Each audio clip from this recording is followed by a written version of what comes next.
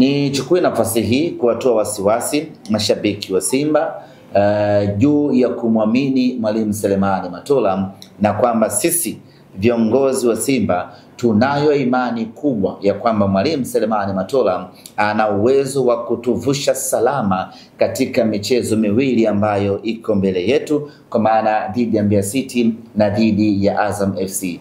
Na kuweka kumbukumbu sawa, michezo yetu miwili msimu huu mpaka sasa tumecheza michezo mitatu ya ligi kuu ya NBC. Katika hiyo michezo mitatu, michezo miwili imesimamiwa na kuongozwa na Mwalimu Selemani Matola, na katika hiyo michezo miwili ambayo Mwalimu Matola ametuongoza, yote miwili tumepata ushindi. Dhidi ya Fountain Gate, dhidi ya Namungo, tena ushindi mnono wa magoli matatu kila mechi.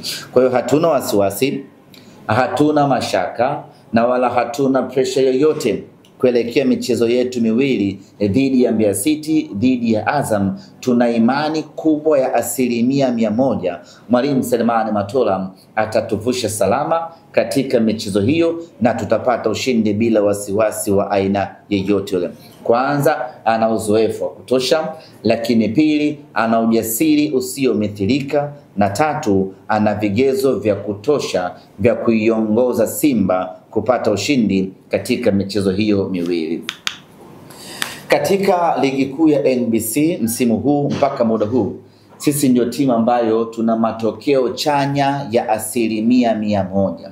Tumecheza michezo mitatu, tumeshinda michezo yote mitatu. Nafahamu hivi sasa kuna vuguvugu la Simba baada ya kupoteza michezo miwili kwenye michuano ya kimataifa. Wapo ambao wamejikatia tamaa, wapo ambao wamevunjika moyo, wapo ambao wamesawajika kweli. Lakini mimi nichukue nafasi hii kuwarudisha wana Simba katika moyo wa kupambana, hasa katika ligi kuu. Katika ligi kuu hatujapoteza hata mchezo mmoja, na tumekuwa na mwenendo mzuri usiomithilika.